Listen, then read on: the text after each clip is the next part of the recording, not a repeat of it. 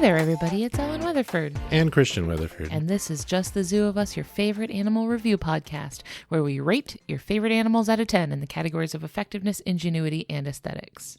We're not zoological experts, but we try our best to bring the best and most correct information that we can. I actually, even in my segment, I have a self-call out for something that I thought was true that I think might not actually be true. Was it voiced in a previous episode? No, not on here. Oh. But on other platforms. Oh. But I'll get to that when it comes up.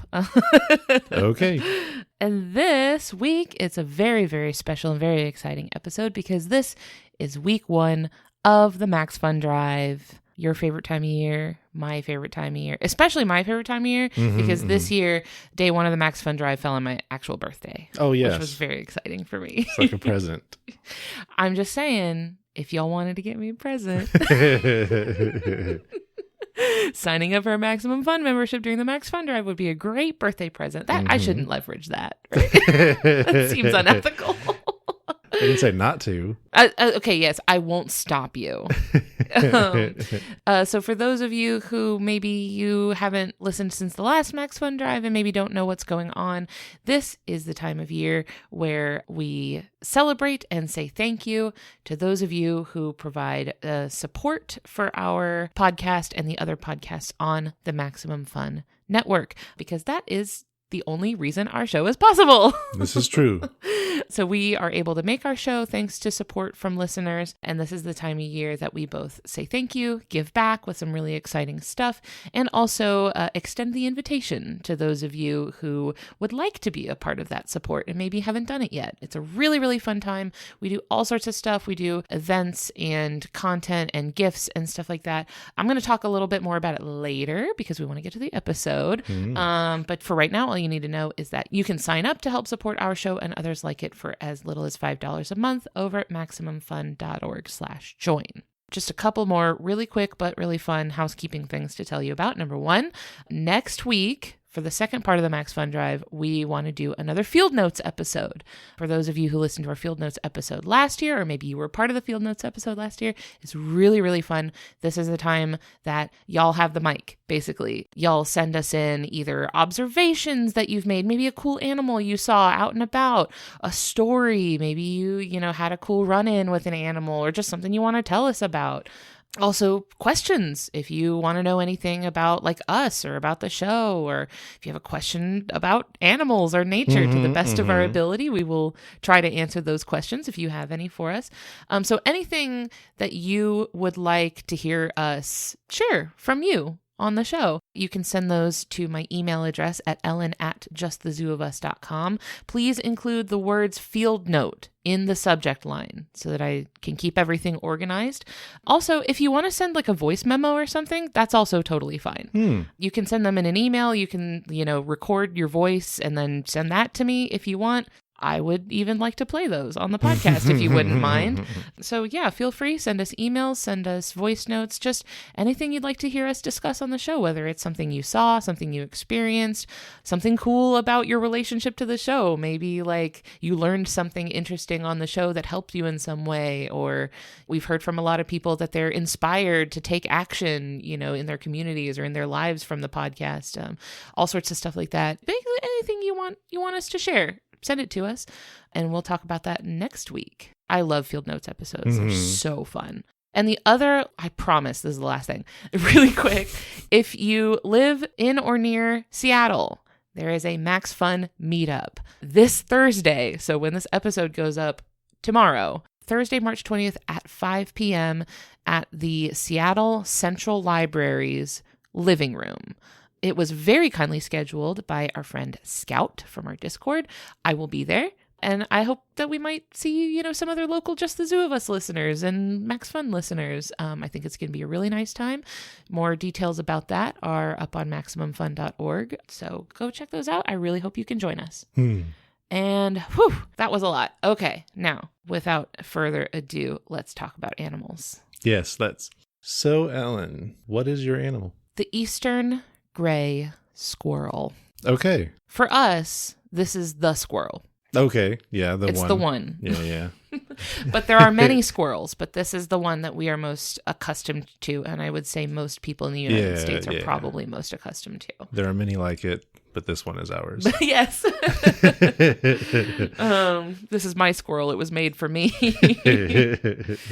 This species was submitted by Max, and I'm sorry if I get this pronunciation wrong, FunDrive? FunDrive? Maybe it's French, FunDrive. FunDrive! MaxFunDrive! That's what it is. I was like, is she serious right now?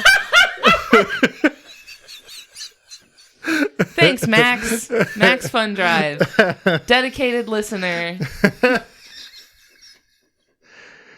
That was a really dumb joke for you to have such a reaction to. I don't know why you found that so funny.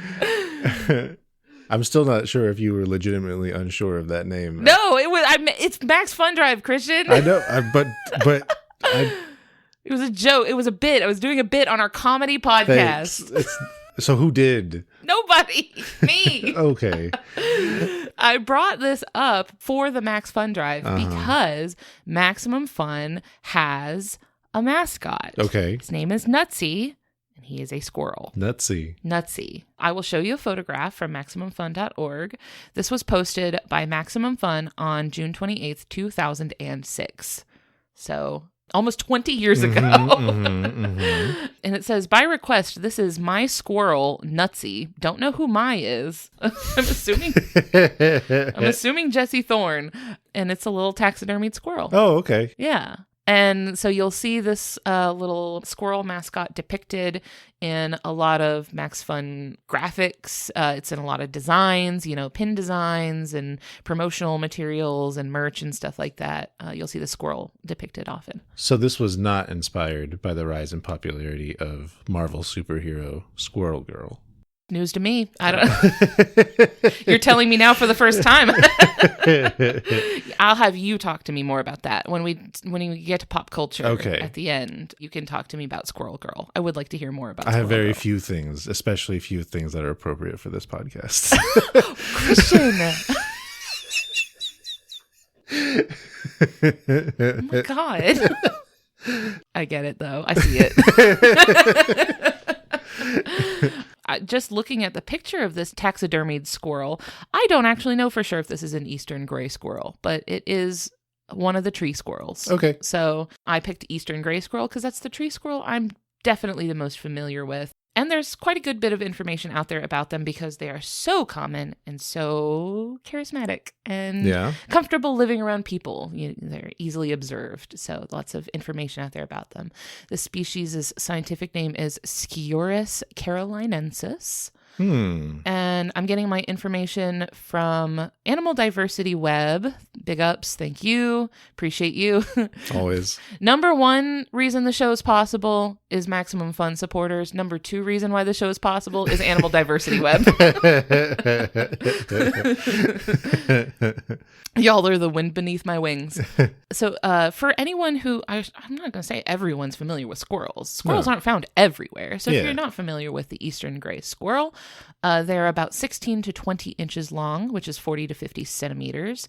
And they only weigh about 1.5 pounds. So they're very tiny little critters. That's got to be nose to tip of tail. Must be, yeah. But also they hold their tail upright so often that that doesn't really add a ton to the length of the animal. Right. They're quite little, very small. They're native to the eastern United States and Canada, but have also been introduced to Western North America as well as Europe, South Africa, and formerly Australia. Oh. We'll talk about this more in a little bit later. Formerly Australia. No longer. They won that war. Yeah. They got to start putting something up on the scoreboard in their wars against animals.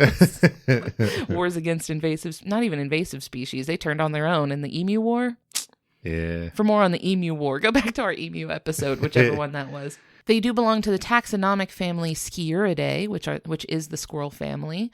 There are about 285 species of squirrel, which is way more than I thought. That is a lot. I was thinking 10, maybe. Yeah. But there's so many squirrels. Uh-huh. There's tons of them. And squirrels also are rodents. which is probably not a surprise to very many people. Right. But they are rodents. Yeah. And their closest relatives are dormice. So to get into the ratings for the eastern gray squirrel, if this is anyone's first time listening to this podcast, we rate animals out of 10. The first category is effectiveness.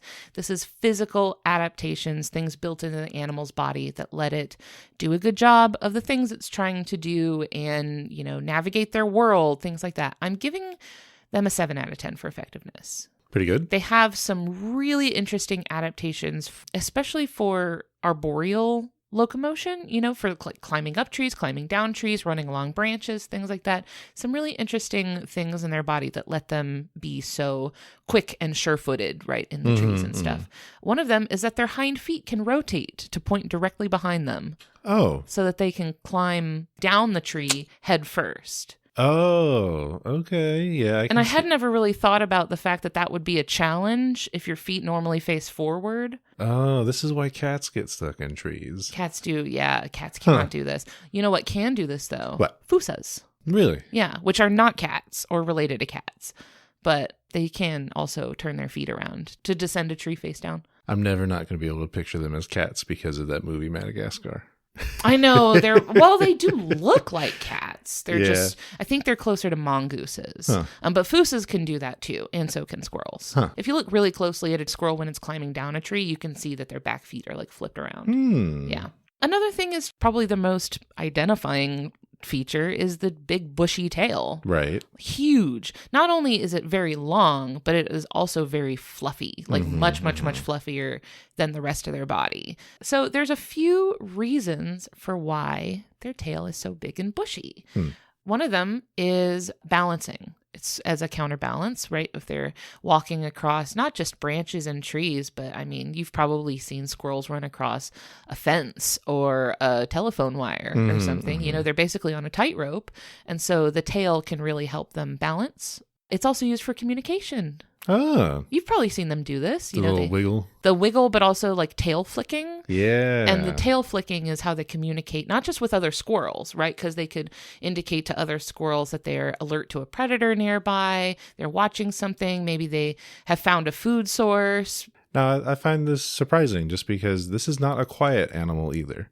They do also vocalize. They are very vocal as well. Yeah. They do chirp and chitter and make little kind of sounds. Yeah. But yeah, like a lot of other animals, it's also posture and it's also, body language and stuff. They're very communicative with each other, but it also can serve as a signal to the predator that the squirrel is alert and watching them, which makes me think of like in a stealth game. Or like a video game where like stealth is a mechanic, there's always like an indicator, like a stealth indicator that might be like green, but like once they're alert to your presence, they might turn like yellow and then red once they're chasing you. So the squirrel flicking their tail is like like a yellow like stealth indicator. Right. Like, I see you. I know you're there. I got my eye on you and I'm ready to bolt, which is interesting because I had seen that there was some, not just on eastern gray squirrels, but on other squirrels that do this kind of behavior, that some types of predators, like snakes even, would be less likely to actually pursue those squirrels if they knew that they were alert, because they knew that they didn't have like the element of surprise. Oh, like as a don't want to waste the energy type right thing. Like they're like, okay, I know you're ready to bolt, so I'm not even going to bother chasing. So it could be a signal to predators, basically just saying, hey, I'm ready to throw hands when you are ready. When you are, let's go, chief. The bushy fur can also help make their outline fuzzy and make it difficult to identify their silhouette, especially from behind. If you've ever been out just like watching squirrels at the park, it works, like even on me. If a squirrel's facing away from me, that big bushy tail, it almost works like visual static. You know what I mean? Yeah. Does that make sense? Like it makes their outline look blurry and fuzzy and like often is a similar color to the tree. So you can't really tell that there's a squirrel there even. Right. And when they're holding their tail upright, it covers their body, which is interesting. I just wanted to put a little note in here, not specific to eastern gray squirrels, but Pikachu's lightning bolt tail like the zigzag of the lightning bolt tail, was inspired by that S-shaped upright tail of squirrels. The original creator who designed Pikachu was inspired by Japanese squirrels. Okay. Which also have little pointy ears. And Pikachu has pointy ears. The other inspiration was like a type of Japanese dessert. It's like a mochi that has little adzuki beans on top of it that make it look like the little ears of Pikachu. Oh, okay. A lot of people think that Pikachu was based on the pika because of the name, but that's just a coincidence. It was squirrels. Yeah. So now whenever I see a squirrel with a little tail held upright, it reminds me of Pikachu. Oh, that's nice. It is cute. Like other rodents, their teeth do continually grow throughout their lives, constantly at a rate of about 5 to 6 inches per year, which, since they're always eating things like nuts and seeds that are really hard and get their teeth ground down, you know, their teeth don't grow that long. But thinking about 5 to 6 inch long teeth, yikes, is pretty fun to me. Like if they miss a nail appointment or something and they, Yeah, I mean, that's even especially a lot of tooth for something that small. I would love to see it. I'd love to see a squirrel with 5-inch long teeth. Most people tend to think that squirrels only eat nuts and seeds, but they are much more omnivorous than people think they are. They will gladly eat insects or fruit or meat, or even gnaw on bones. Yeah. They are not that picky. They do mostly eat seeds and nuts, but they're comfortable eating a lot of other stuff. So on the Wikipedia article for eastern gray squirrels, there's this little section of photos of just squirrels eating stuff. And I just wanted to read you the captions on these pictures. Eating a mushroom. Eating a cicada. Eating an ice cream cone. Oh. By the way, side note, the ice cream cone is upside down and they're eating it from the pointy end, which is based. That is such a good idea because that's the best part of the ice cream cone because all the chocolate fell to the bottom and they got the little chocolate reservoir. So incredibly smart behavior on their part. So they're eating an ice cream cone, eating a bird. So a bird that they're just chomping on. And finally, chewing on a goat skull. Huh. Okay. And it's just as hardcore as it sounds. It is literally just like a goat skull, and this little squirrel has its mouth in its eye socket. It's just chewing on the inside. I was like, this is brutal. Dang. It's so hardcore. I would love to get a tattoo of it. A little squirrel just excavating the eye socket of this goat skull. But it makes sense because they have to grind down their teeth, right? So they need to chew on hard stuff. And it's also probably a good source of calcium and minerals and stuff. Yeah. So squirrels are a lot more hardcore than people think they are. Yeah. A metal icon. I did give them a little bit of a deduction in effectiveness because squirrels are eaten by basically any living creature, even slightly larger than them. Yeah. They're popcorn. They're just nature's popcorn. They are eaten by foxes, coyotes, hawks, owls, bobcats, house cats, dogs. They're eaten by everything. Yeah. They got ops in every direction. They cannot catch a break. They're abundant. They are abundant. So they do make up for that. I read somewhere that a quarter of squirrels don't make it to adulthood. Yeah. It's just, they have an incredibly high get and eated rate. Yeah. I mean, especially in Florida, I felt like if I needed to walk outside to find something to eat, a squirrel is going to be the first thing I come across that I'm going to that's consider. Item one. If you're ever in a sort of Yellow Jackets, stranded in the wilderness and need to survive, squirrel is number one on the menu. Yeah. I have some family recipes.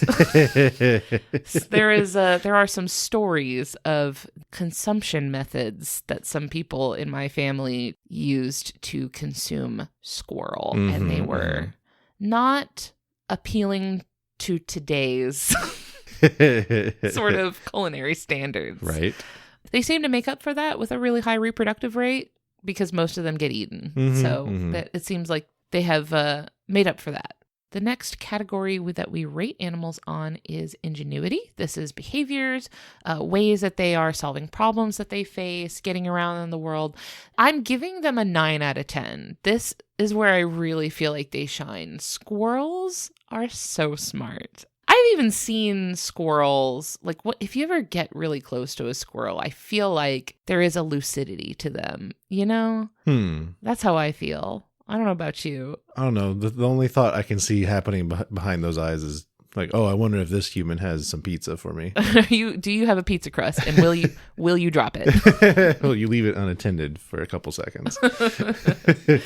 Well, so squirrels are well known for a behavior called scatter hoarding. This is where they hide their food in very small caches that are scattered throughout an area rather than being all in one place, right? Some animals might have like a nest or a larder or something, like one central place where they put all of their hoarded food. And instead of that, squirrels make lots and lots and lots of little, they'll just, hide one thing in one spot. And this requires excellent spatial memory and recall. Like, you need to both understand where you're putting your food and also remember it and come back for it later. Does this happen to be where that misunderstanding is that you were talking about? In a minute. Okay. In a minute. There is one popular fact that I couldn't substantiate that was squirrels forgetting acorns plants 2 billion trees per year or something like that.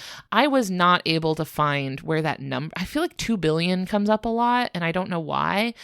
It's usually some variation of that. And that is certainly true. I just couldn't find a metric for it, right? Sure. Lots and lots. Squirrels are great seed dispersers for trees because they just don't come back for all of their seeds that they bury. They just mathematically can't. They might not live long enough to come back. That honestly is a lot of it. It's not just because they forgot. It's because they got eaten.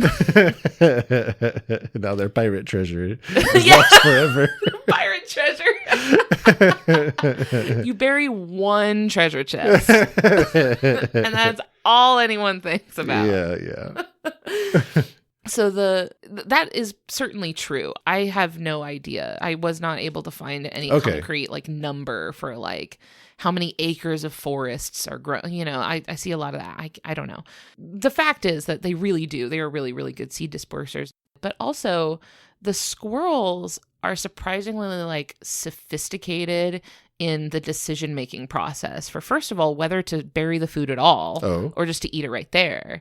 But also, when they pick up something like a nut or a seed, they will assess it. They'll turn it over in their paws. They'll sniff it. They'll move it around. They're weighing it with their paws. They'll even do what's called a head flick, where they kind of flick their head around and they're listening to the seed or the, whatever it is that they have. They're kind of smelling it and just investigating it to see what it is. What quality is it? Is it worth anything?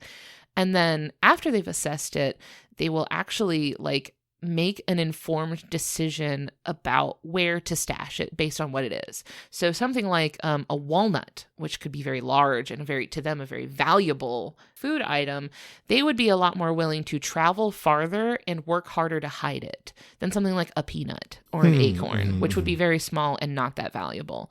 Something like that, they might just eat it right there, or they might kind of hide it, but they're not trying that hard. But if it's a walnut, they might go really far away and, really put in the effort to make sure that it stays where it's at because it's more valuable to them. Right. So they seem like they have actual categorization and priority and a pretty advanced sort of a sophisticated sort of categorization system.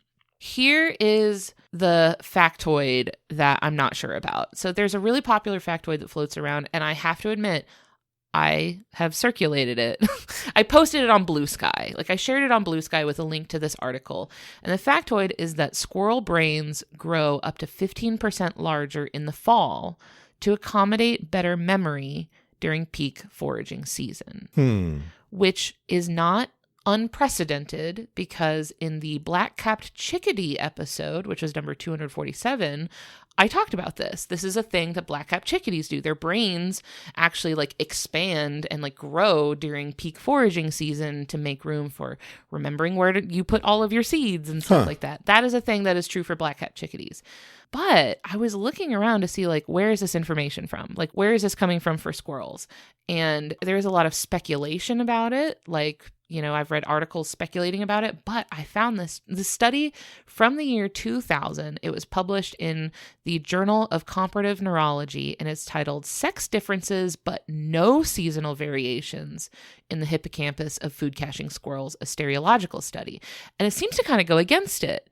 They basically checked, and they saw no seasonal difference in the size or neuron density of squirrel brains. But that was just looking at the hippocampus. But the hippocampus is the part of the brain that is responsible for spatial memory. Oh. So if it was going to be any part of the brain, it was going to be the hippocampus. I see. But they found no seasonal variation in it. There was a difference between the male and the female squirrels. They had sex differences, but they didn't have seasonal variation. Oh. So I don't know if there was that was 25 years ago. I don't know if there was a more recent study that showed that they do. But at this point, I can't confidently say that that is true. Okay. So self-call out. Sorry, guys. Although, so because there are a lot of studies on squirrels, their caching behavior and their memory and things like that, like because there's a lot of studies on this stuff, researchers at the Jacobs Lab of Cognitive Biology at UC Berkeley teamed up with engineering students to develop a 3D printed capsule about nut size and shape, filled with sensors and measurement devices and stuff like that, as well as a food reward for the squirrel meant to like simulate an actual, like, you know, they found like a walnut or something like that. And this device is called the E-nut. The E-nut? The E-nut. Okay. There's a whole paper on it. It's so funny to me. I would love to be on the team that's developing the E-nut. How old was this paper? This was like from like, I want to say last year. Oh, okay. This is like a new thing. We got an E-nut. It just felt like we were past that point of naming things like E-dash. It does seem a little like, oh, maybe a newer, no, not even. I was going to say the newer one would be like I, like the... But Go we on. can't.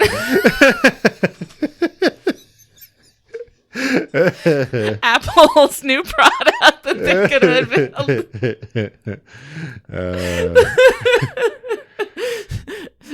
Steve Jobs' ghost is like, don't say no.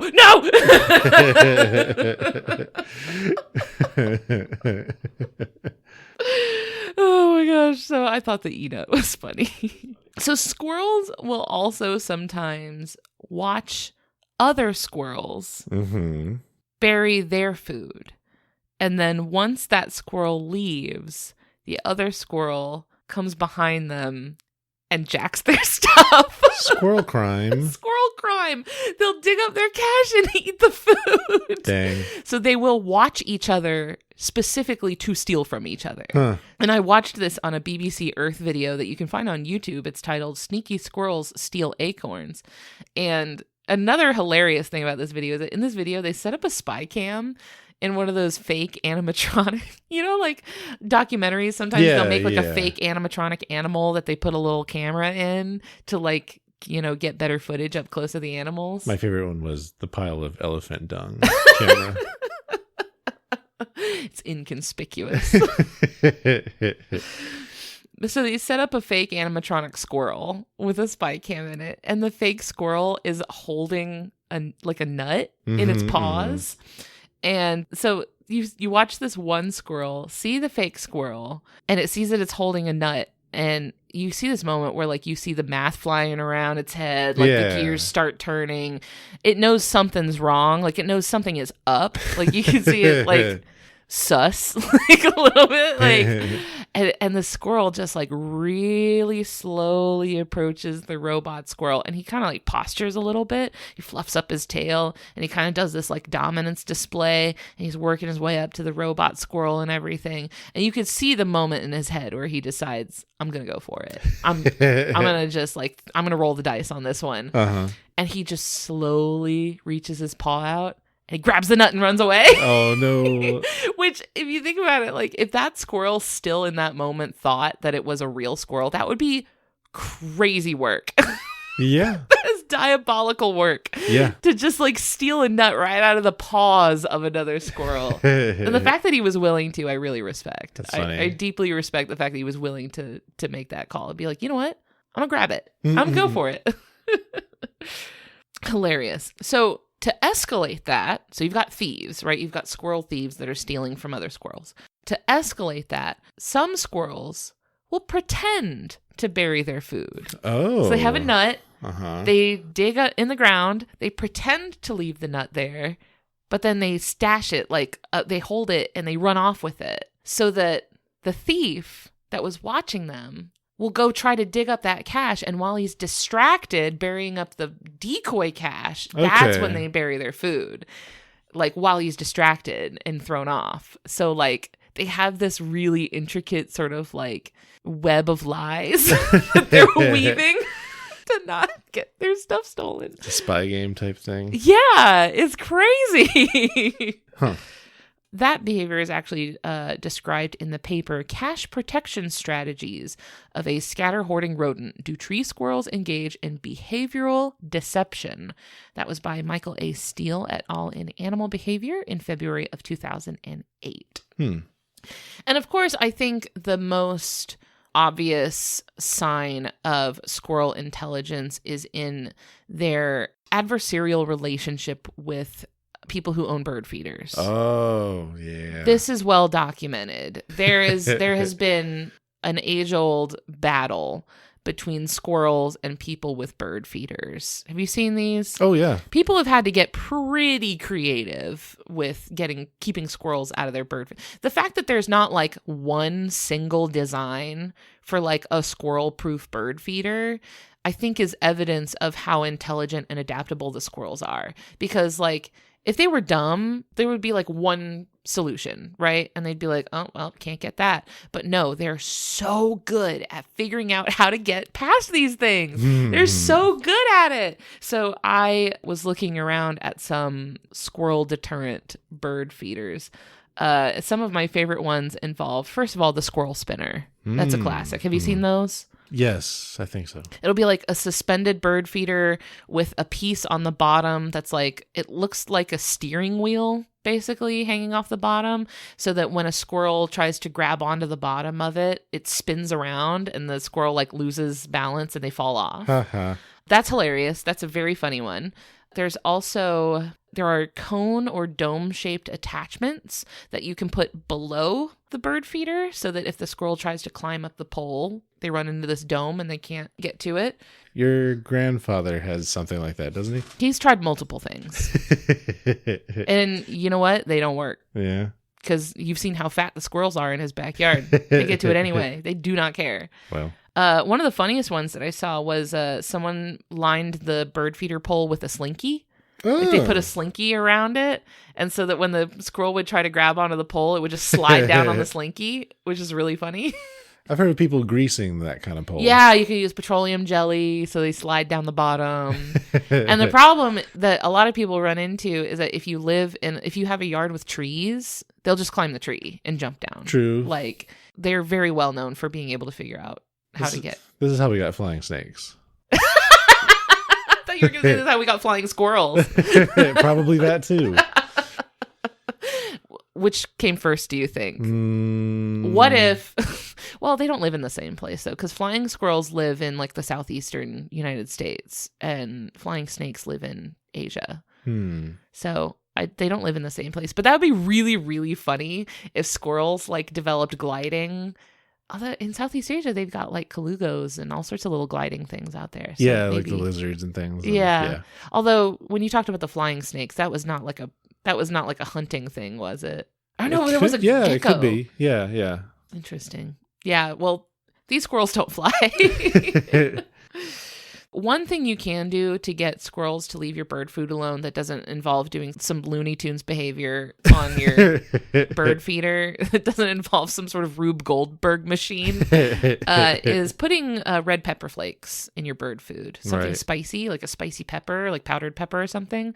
Birds do not have the taste receptors for capsaicin, so they're immune to it, but squirrels do. So squirrels will not be pleased. They will not like it. So if you just sprinkle some spicy stuff in your bird food, it's supposed to keep squirrels away. Are they smart enough to avoid it in the future, or are they just going to get some spice again? I think that once they figure out that a food supply is not good, they will not return to it. Like once they know that like that's not a good one, they won't come back. They're, like I said, they're clever. Yeah. I feel like people who like have spent a lot of time around squirrels, like squirrels are really smart. I assume it comes from how they're often considered pests. Yeah. You got to get pretty clever, I think, when the world's out to get you. Yeah. And the final category we rate animals on is aesthetics. It's just how nice they are to look at. I'm giving them an 8 out of 10. Pretty good. They're so cute, especially when you get really up close to one.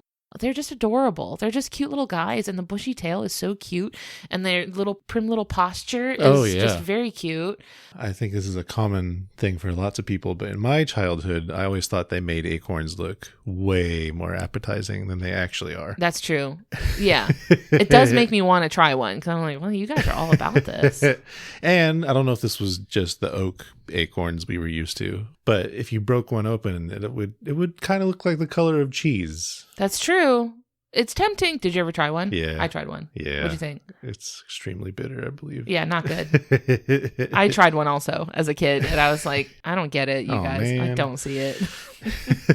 It's not for me. It's not about me. Yeah. I'm not the target demographic. I've heard you can ground up acorns though and use them like to make like a flour or a acorn. Yeah, I think that a lot of like indigenous dishes involve like acorn flour. I think you have to do something to it though, like to get rid of the tannins. Probably. Yeah. You can eat them. Just don't bite into them like I did as a child. Now, the reason I give them an 8 out of 10 is that they're not even close to being the cutest squirrel. There are so many way cuter squirrels. Right. Red squirrels with little tufts. I love that. That's awesome. Also, shout out to the Malabar giant squirrels, which have beautiful, like, rich colors. They're very colorful and bright. Love those. Now, per Animal Diversity Web, this was an odd choice. I've never seen them say anything like this on their website. Squirrels are ranked second to birds in value to nature watchers. Oh. What does that mean? Huh. What do they mean by that? Second in value. It's got to be a pretty big gap, though, between first and second. What do they mean by value, though? I mean... value to nature watchers? I guess in the bird context, we're talking about birders, right? Also, there's like a million other animals I would be way more excited to see than a squirrel. Sure. A skunk? A raccoon? A rabbit? You know, like, it can't be second. But those are... second of 2, maybe. If you ask, hey, which one would you be more excited to see? Birds or squirrels? But the problem is those other animals are more cryptic. But that's what makes them valuable to nature watchers. I'm asking, what's the metric? There's got to be a nice middle ground, right? Easy enough to find, but not...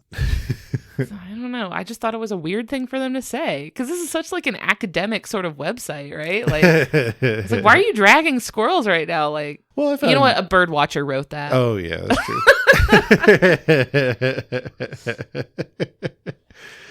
true. Second to birds, which might as well be last. All other animals are tied for second to birds. 1970 Birdman. At all. I saw a white squirrel once. Were you there with me when we saw that white squirrel? Yes. That was cool, wasn't it? Swim school. And it wasn't even like all white. It had some like patches of gray on it. That was really interesting. I remember reading that like that area in Jacksonville has like a particularly high concentration of white squirrels.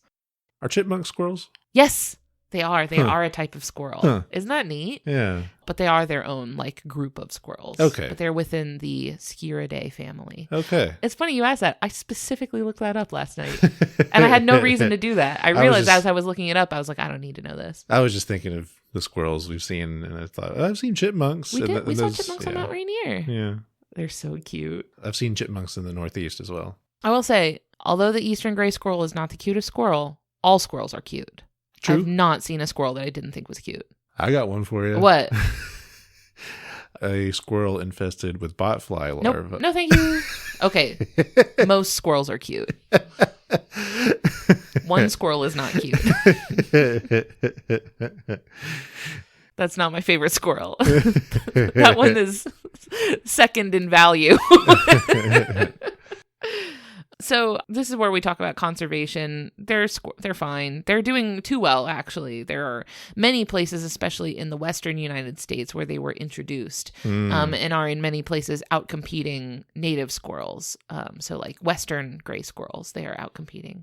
Does that imply they weren't able to get past the Rockies or something by themselves, or? I mean, probably not. I would imagine it's just geographically, like naturally geographically separated. But they were, introduced later and have in many places outcompeted native species. This was especially true in the UK, where squirrels were imported and released intentionally on purpose. They did it for the vibes into like parks and like estates and fancy people's courtyards and stuff like that. Oh. They did it just for the vibes. They thought they were cute. I thought this was going to be a fur trade thing. No. How much fur are you getting from a squirrel? I mean, if you get enough. I mean, well, this wasn't, it was literally just to like make your garden look cuter because they thought they were cute and they wanted some. Like a garden gnome. So patient zero turned super spreader of this squirrel epidemic is a guy named Herbrand Russell who imported gray squirrels and gave them out as gifts so the more people, he was like, here you go, release some of these, you're gonna love them, this is gonna be great. He's related to the 12 Days of Christmas bloodline. 12 Days of Christmas, but every day is just an increasing number of squirrels.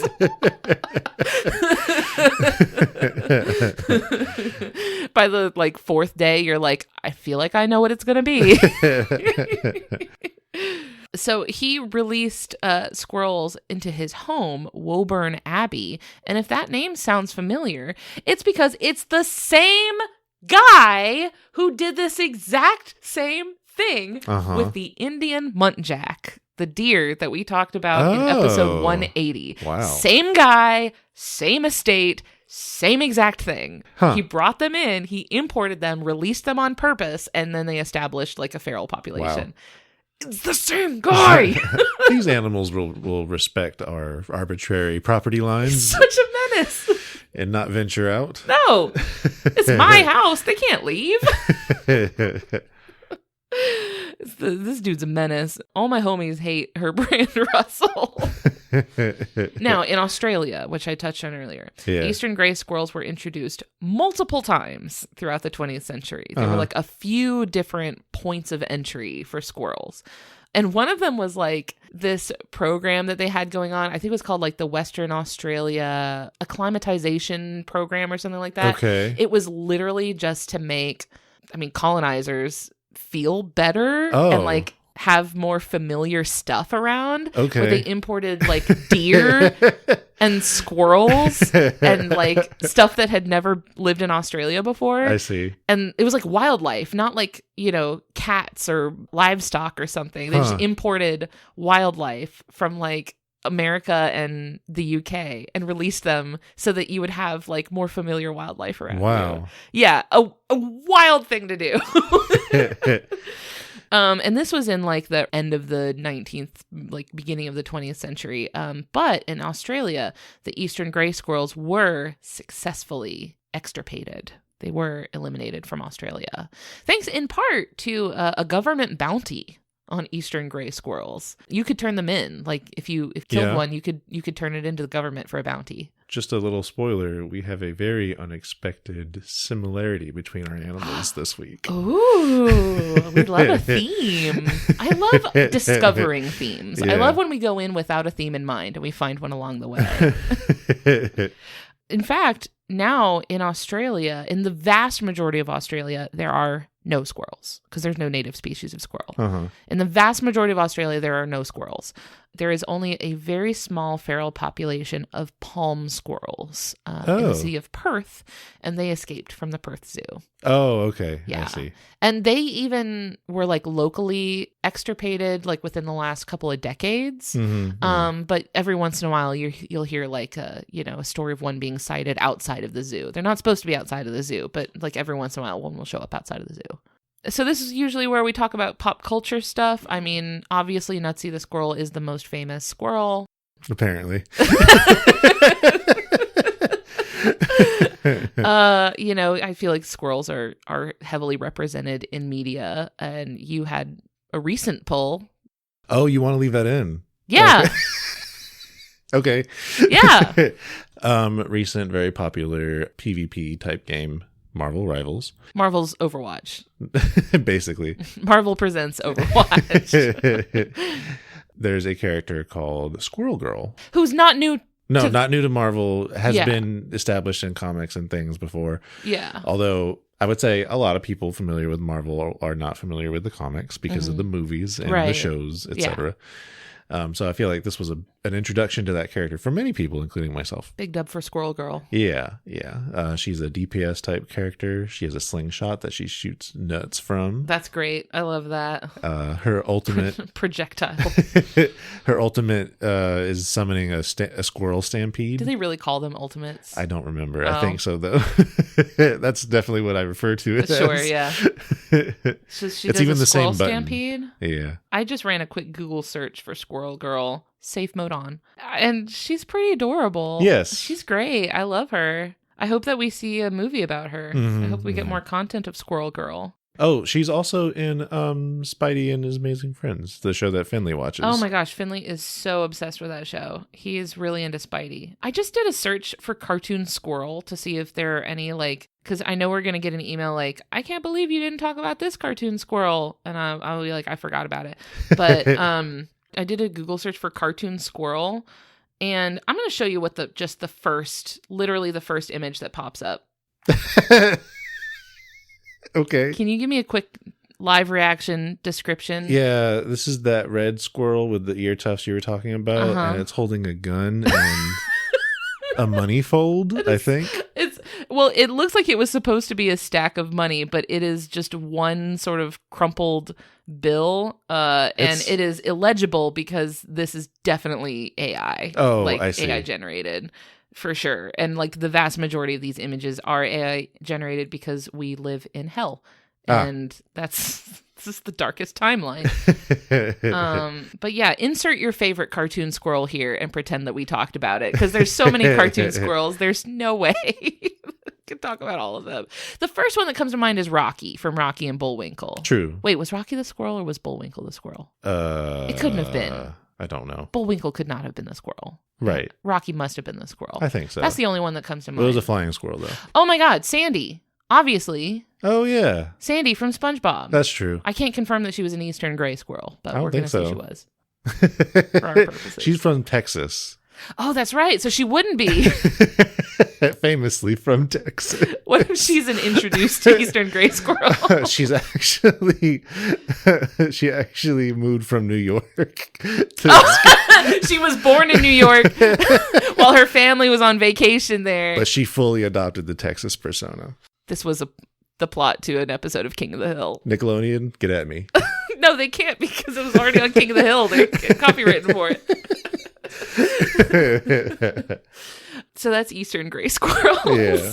So before we move on to Christian's animal for this week, it is time to talk MaxFunDrive. I'm really excited about the things that we have to say thank you and the ways that we are, giving back and celebrating and connecting with not just our listeners, but our members who provide support for us. So for anyone who is unfamiliar with how our podcast works and gets made, we own the show. We make it on our own independently, and we are funded purely 100% by listener support through the Maximum Fun Network. So we don't do things like run ads or anything like that on the show because we're funded by listeners. Being funded by listener support rather than by ad revenue or like corporate profit, right? Like there's not like a company in charge of us that pays our bills or anything. But that means that we get to make the show in exactly the way that we want to make it. Mm-hmm. And nobody can tell us to change it. So especially now in a current time when many of our own sort of core values, which, guide the way that we make this podcast, are facing more and more censorship, that freedom is increasingly extremely important to us. So we can speak very openly and plainly about things like climate change and conservation and respect, not just for nature, but for our fellow humans, which is declining, I would say, currently, but not for us because nobody's in charge of us and we don't have to be subjected to the whims of changing corporate and business attitudes. We get to just be us. True that. So we don't have to worry about compromising our values to appease some sort of corporation or corporate interests. We can just do things the way that we want to make them, and nobody else can tell us what to do. And that is because of support from listeners. So your support has allowed us to make this show also without relying on ads, which just makes the show sound better. It's just nicer to listen to, right? Like, I don't know about y'all. I don't enjoy listening to ads. I just don't like being told what to do. So, we get to make the show without ads, which just makes a better listening experience, not just for the members, but for everybody. So everybody, even the people who can't support the show, benefit from it. Rising tide lifts all ships. Your support has also allowed us to make monthly bonus episodes, which are a really, really fun way that we get to say thank you to the members all year long. It's really fun. It allows us to, get creative, get silly, just connect a little bit more with, the people that do support and provide for the show. Because I think that what a lot of people might not see is that making this podcast is a huge labor of love. It is a lot of work. I know that what gets put out every week is like, a 45-minute to an hour plus piece of content, but behind all of that is many, many, many more unseen hours of scheduling, researching, writing, recording, editing, posting. There is so much stuff. All the boring, tedious stuff that goes into making what I think is a pretty good podcast, if I do say so myself. I think so too. Yeah, so there's a lot to it. It's a lot of work, and we're able to do all of that because of support from MaxFun members. So that's why we are asking that you please put your hand in on this team hand stack in the huddle with all of our hands in the middle, and maybe we have a big smiley face written on our hands that only becomes a smiley face when you put them all together. We can't harder the cards this. I can harder the cards whatever I want. I just said. That's true. It was the whole point that I just made. I can harder the cards whatever I want. That you join us as a MaxFun member. So memberships start at just $5 a month, which gets you access to the entire library of all of the bonus content for the entire network, which includes, by the way, a whopping 15 bonus episodes of just the zoo of us. Woo. So, and they're fun. They're really, really fun. We've got episodes on vampires and dragons and Naruto and I forgot about that. Really silly stuff. We actually also already put up this month's bonus content. It went up early for MaxFunDrive. It's called Wrong Answers Only. Oh, yeah. And we took very serious and very scholarly questions from our listeners and provided our most academically rigorous and extremely correct answers to this question. It's probably the silliest thing we've ever done. It is so goofy. It is so funny.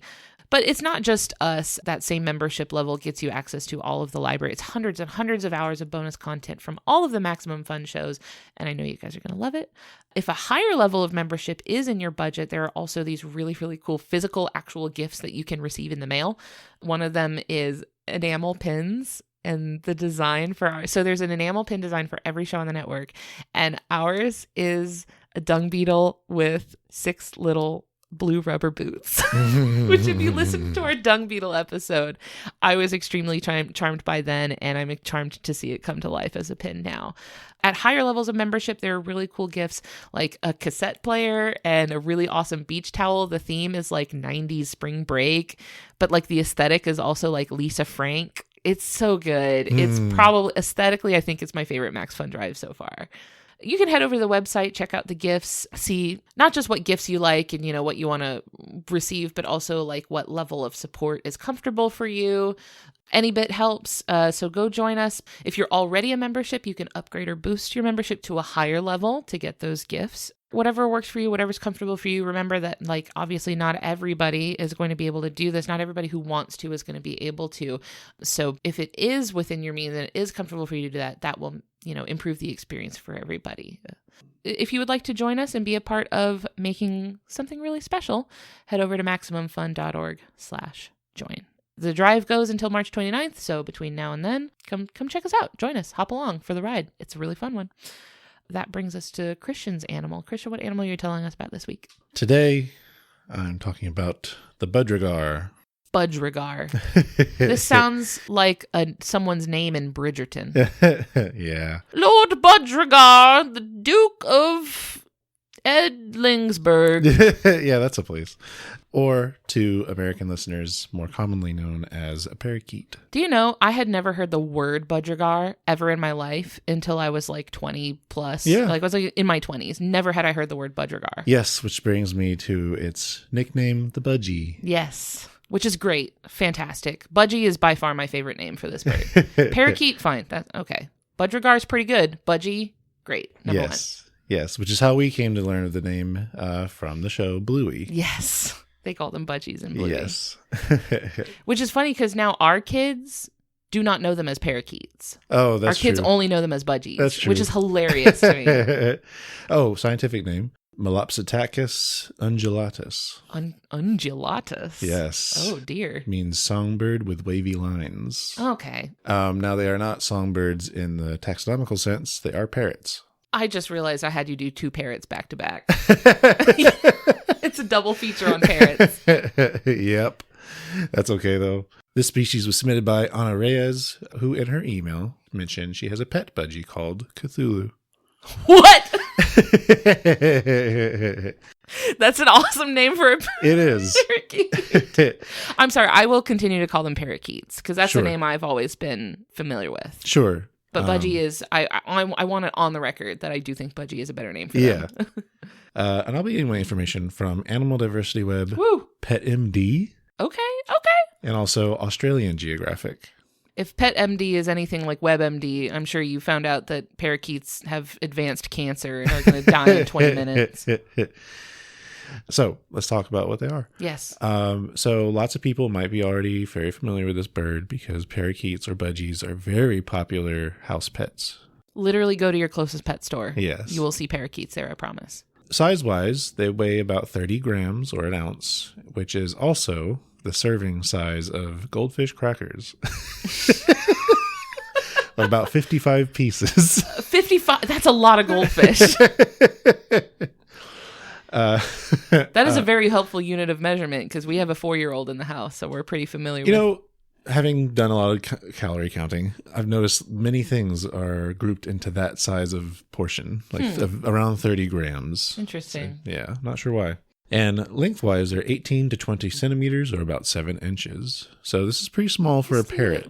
They're very little. Yeah. They come in a couple different colors. There's like a blue and a yellow, a white. I've only ever seen them in green and blue. Oh, yeah, there's green. I think green and yellow are the ones you'll find them in the wild.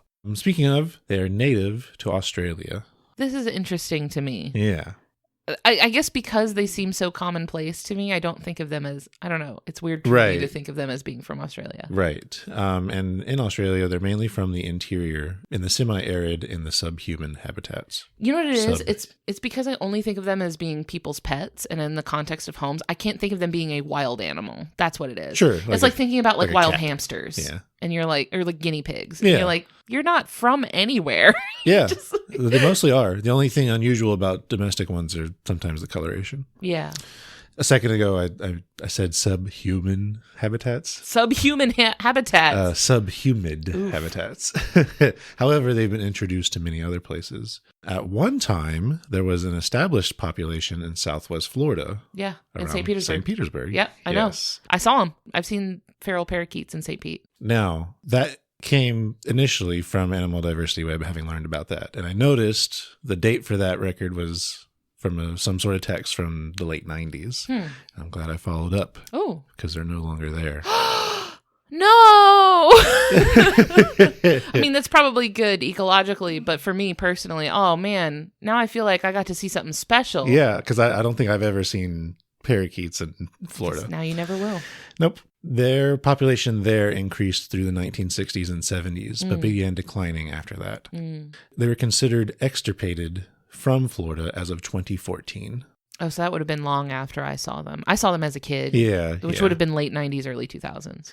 The causes for that are thought to be because of nest competition with house sparrows and also an over-reliance on human help, like nest boxes and bird feeders, and a decline in releases. So the thought was there was a time where lots of people were buying parakeets and then releasing them. Yeah. And also putting out stuff to help take care of them.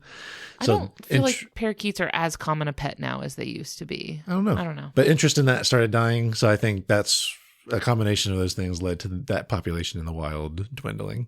It's also worth noting that inland Australia is very different from Florida. Yeah.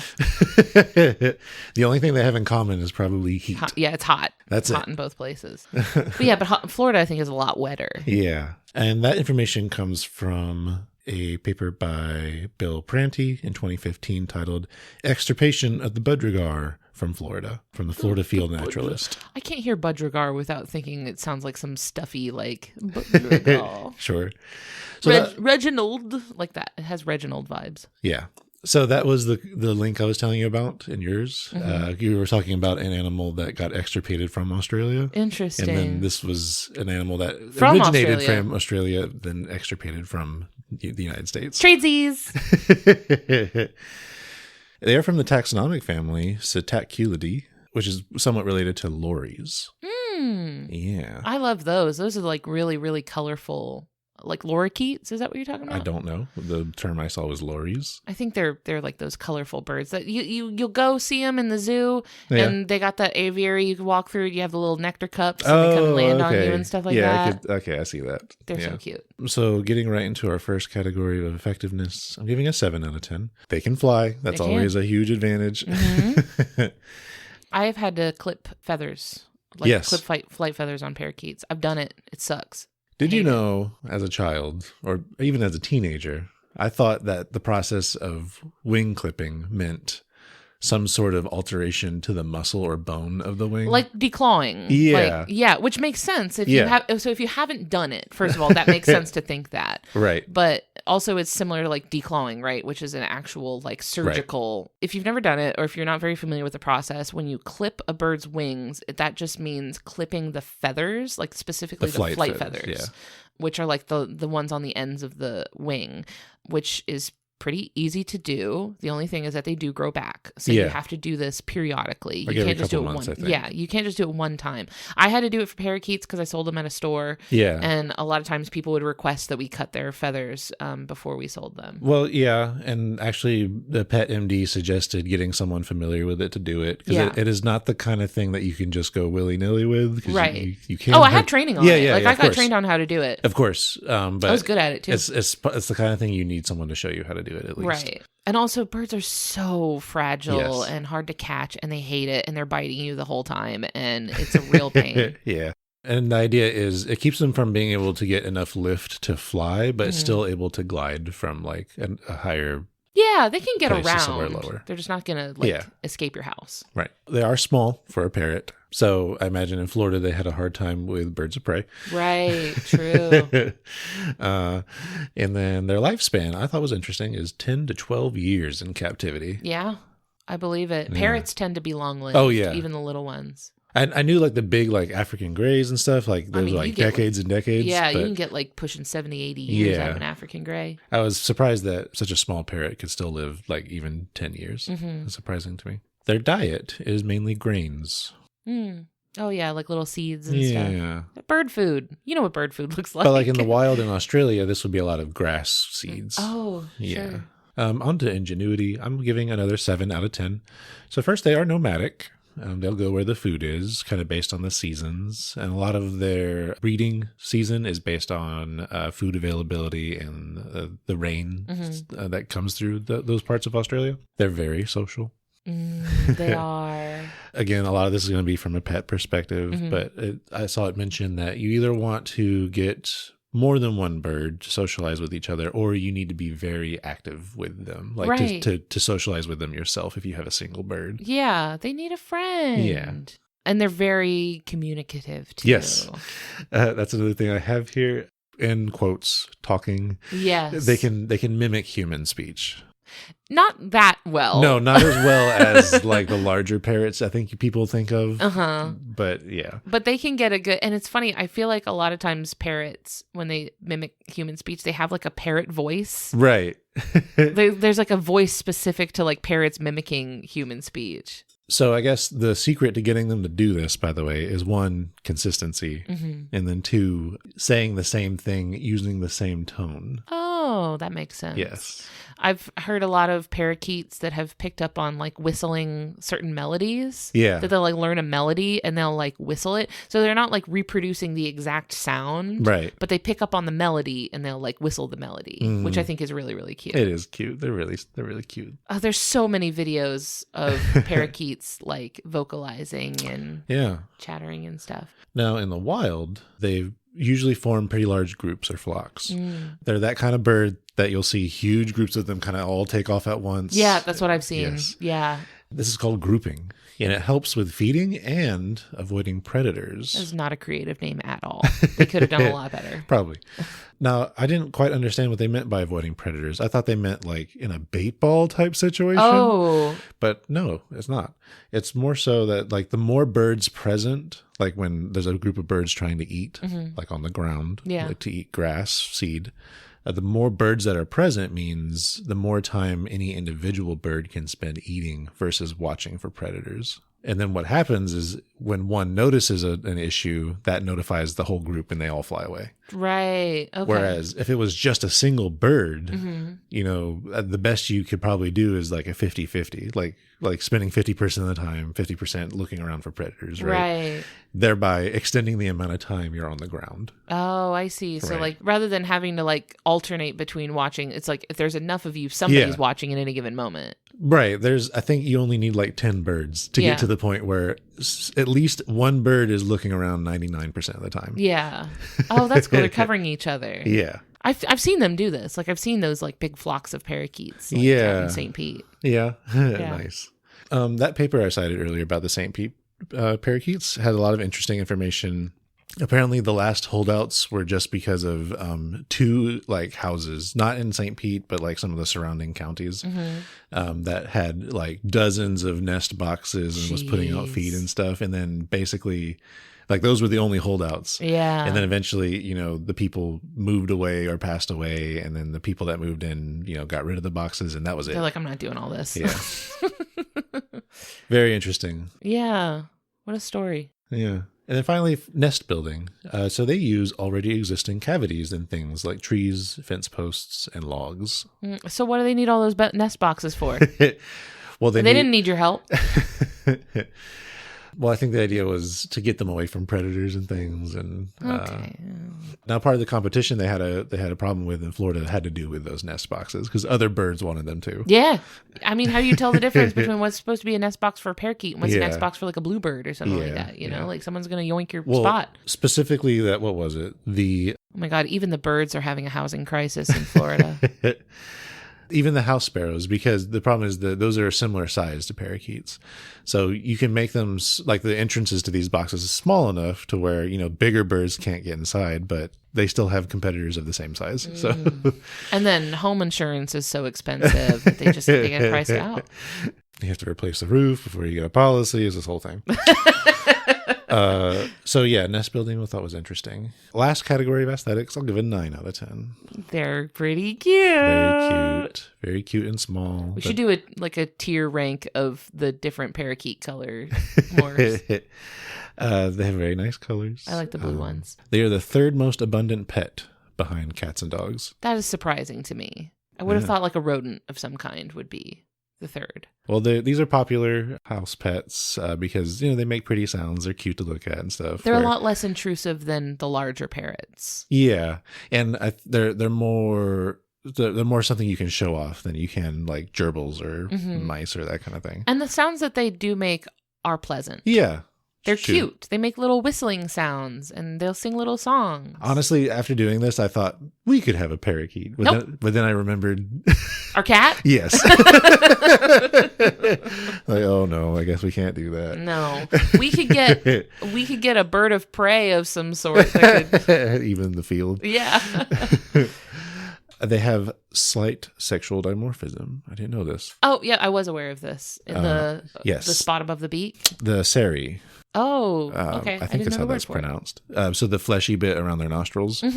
In females, it's like a brownish color, and in males, it's blue. The ones that I worked with at the store were usually very young. So the females usually were like a pink. They had like pink. This develops as they mature a little bit. Yeah, so they all start off pink. Yeah. And then the males like turn blue eventually. But that was something I learned at the store actually. Nice. Which that seems like such a Pokemon thing, right? Like yeah. That's like just this little spot is a different color.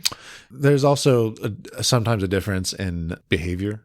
Like I think the females will be a little bit more aggressive than males. I think the males talk more. The males are more vocal. Oh. Did you see anything about their glowing? Glowing. No. They're biofluorescent. Oh. Did you know that? No, I didn't. Yeah, they'll glow under a black light. Hold on, let me do a quick check on that. I think that's true. I'm pretty sure it's true, but I'm going to check real quick. I found an article titled Sunscreen Test Reveals Budgie's Sexy Shine. What? Neurobiologist Justin Marshall of the University of Queensland in Brisbane and his colleagues used sunscreen to block the fluorescence of yellow crown and cheek feathers used by the budgies in courtship displays. Here, I'll show you this picture. Oh. So it shows the normal fluorescence of the cheek feathers in the budgies. Okay. And then they use sunscreen to like block the fluorescence of the feathers to see how much it was affecting their mating behaviors. It says Walter Bowles, an ornithologist at the Australian Museum in Sydney, says showing that fluorescence has a function is rare. He says the butter in your fridge probably fluoresces if you shine a UV light on it, but it isn't saying eat me, he says. But here the birds are using it in mate selection. Yeah. That's cool. The budgie's visual system may be specially adapted to detect fluorescence, says Marshall. For instance, special receptors called double cones in the bird's retinas are particularly sensitive to the wavelength of the fluorescent yellow. This suggests that the budgie's fluorescent feathers and visual system are parts of a sexual communication system that has been honed by eons of evolution. So I guess it's probably not the whole bird, but they at least have biofluorescent feathers around their head that their eyes are able to see, but ours are not. That's until pretty cool. You use a UV light, right? Which, like, as you've talked about biofluorescence before, fluorescence reflects light at a lower wavelength. So when ultraviolet light, which normally we cannot see, is reflected, it is transposed into a wavelength we can see. But the parakeets can see it without needing the UV light. That's pretty cool. Yeah, isn't that cool? So, to wrap things up, conservation status, least concern, population increasing as of 2018. Wow, increasing, huh? Yeah. Some pop culture references. First one I want to talk about is Craig of the Creek. Oh, yeah. I forgot about that. Is it Kelsey? Yes, has a parakeet? Kelsey's bird, whose name is Mortimer. That is such a Budgerigar adjacent name. Yes. Budgerigar Mortimer the Third. That's what it sounds like. Also, my mom had 2 parakeets when I was in high school. What were their names? I don't remember. Call her. Get her on the phone. No. I want to say one of them his name was Marshmallow. That's a good name for a parakeet. Was the other one chocolate? No. Because they could make it s'more. No. I think one was a yellow one and one was a blue and white one. That's cute. Usually when I saw people buying pairs of like parakeets, they were like, they wanted one of each color. They usually didn't want 2 of the same color. I did also quite a few times have parents come in and they wanted specifically to buy a parakeet that was of a specific color to replace a parakeet that had passed away, and they wanted to sneak it past their child. They didn't want the kid to figure out that the parakeet had met an untimely end, and they were swapping it out for one of the same color. Yeah. So, pet-wise, they're good pets. I mean, they're easy, but it's not just a, like, sit it and it'll take care of itself type thing. No. I mean, with, like, a parrot, any kind of bird, really, you need to be providing enrichment, and providing them toys, and rotating out their toys. And something that, I didn't really know going into this is that they're very sensitive to aerosolized chemicals. Oh. So even cooking with something like a Teflon pan really can harm them. How so? What does a Teflon pan do? It's the substance they use to make it nonstick that if you cook with it can aerosolize it. It doesn't normally harm humans, but it is enough to hurt birds. You have some experience with aerosolizing a chemical by accident when cooking. You want to share You want to share with the class, Christian? I roasted jalapenos. I hate jalapenos. No, I love them still. No, like you roasted them, like jalapenos. Oh, I get They got old raggedy shoes. They dress bad. So, long story short, I learned the lesson that if you cut the peppers first and then roast them, then you can aerosolize the capsaicin. So you did this while I was out doing something with the kids. And you were cooking. I was trying to get dinner ready. You were trying to have dinner ready so that it would be ready when we got home. Yeah. And most of it was. Yeah. But we walked in the door. You had been cooking, and we opened the door, walked inside, and immediately we were like, yeah. Why is it spicy? Yeah. Which I had never experienced before. Yeah, like literally the air inside the house. And it didn't look smoky or anything. Right. It wasn't hazy or smoky. Yeah. It was just that the air was very spicy. Yeah. So we were like immediately, like our eyes are watering, and we're like, and I'm saying that like spicy air thing as to be funny because like it didn't taste spicy. No, but like it was enough. It was irritating. Yeah, and normally that does not get into your lungs. So even though it was not as strong as just eating it, it also got into the lungs where it doesn't normally get to. Yes, so it was very irritating. We were only inside for like 20 seconds maybe. Like we ended up eating dinner outside. Yeah, I mean, I got ramped up in it. So like it started from nothing and ramped up to that while I was cooking. So I thought I was just having an unrelated coughing fit from something else. No. I was like, oh, wait a minute. That's what's going on. I walked inside. I was like, oh, we need to leave. But anyway, and then the other pop culture thing, of course, is Bluey. There's an episode where... the budgie episode. Yes, where Bluey finds a budgie who is attacked by a cat, and they go through the process of... grieving that budgie. Well, they do attempt to rescue the budgie first. Yes, they do. And then things don't work out. And it's a fascinating episode, I think, from like a child psychology perspective. Yes. Now, however, I will say, looking at their range map, it looks like it would be not very common to find a budgie in Brisbane. Yeah. Well, I'm sure they do anyway. Yeah. Yeah, that episode is really fascinating because, they find this budgie, they attempt to rescue it. It doesn't work. The budgie doesn't make it. And then Bluey reenacts the day later on. And like her mom thinks, she wants to reenact it and pretend everything worked out okay and pretend that, it worked and the budgie was fine. But she didn't. Right. Bluey wanted to reenact exactly what had happened, including the budgie not making it. And like, that is such a little kid thing. Like, that's like a way that kids just naturally process things, even things that are upsetting, which was just really cool to see in a show, I guess. Like, even to show like kids like naturally like processing things that have happened to them, even if to adults it seems a little strange. It was a fascinating episode. Really, really cool. Yeah. And also introduced our kids to the concept of a budgie, even though that was probably not a great first impression. That's all right. And then my final thing here is the requester, Anna, mentioned that they have an interesting history in Australia, which I looked into briefly. So first of all, budgies predate modern humans in Australia by at least 1 million years. Sure, yeah. Now, the name Budgerigar comes from Aboriginal languages. Really? Yes. However, it's gotten a bit messed up with... Sure. It's an approximation. Yeah. We have that with most like North American animal names are like that. Like it comes from an indigenous language, just over time drifts. Yeah, having tried being to be recorded. Yes. Yeah. They are big parts of many Aboriginal nations' cultures. So like in paintings and stories, songs and ceremonies.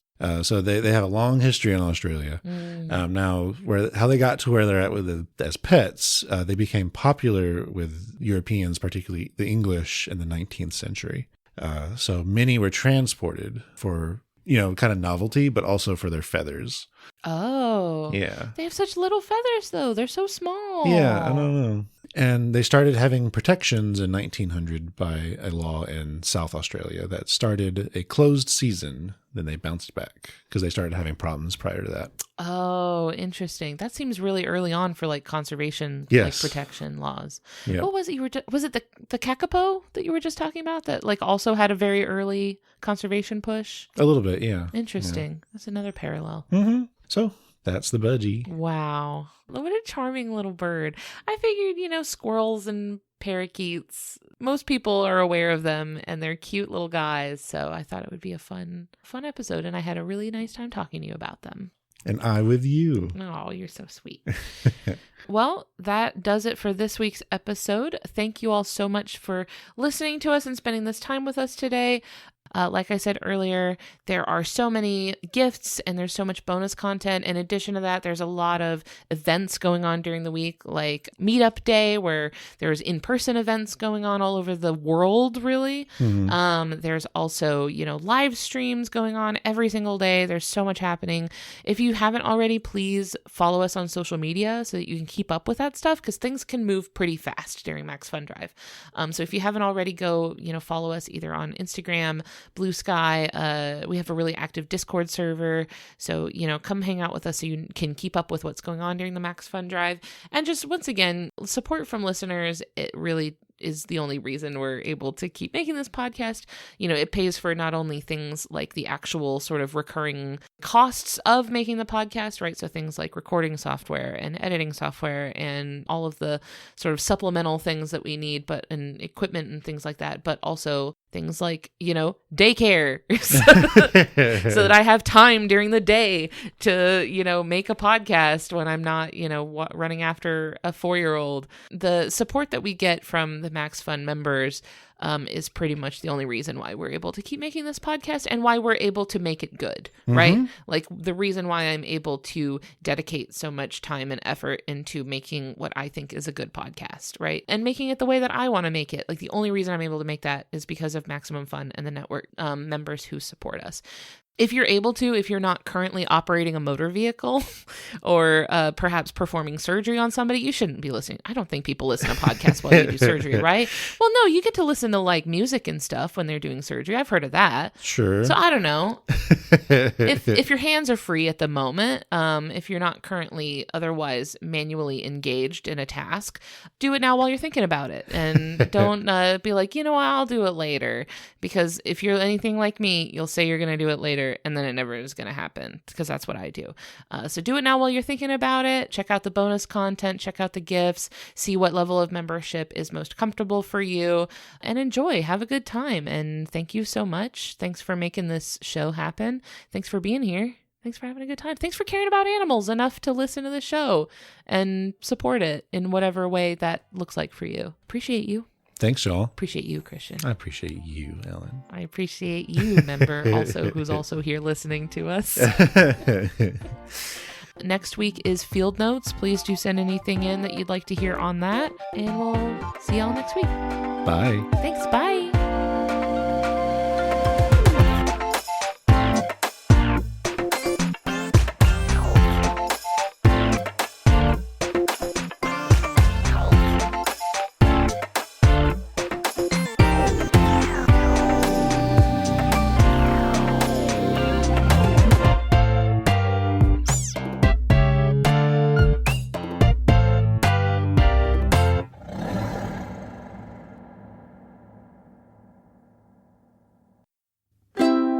Maximum Fun, a worker-owned network of artist-owned shows. Supported directly by you.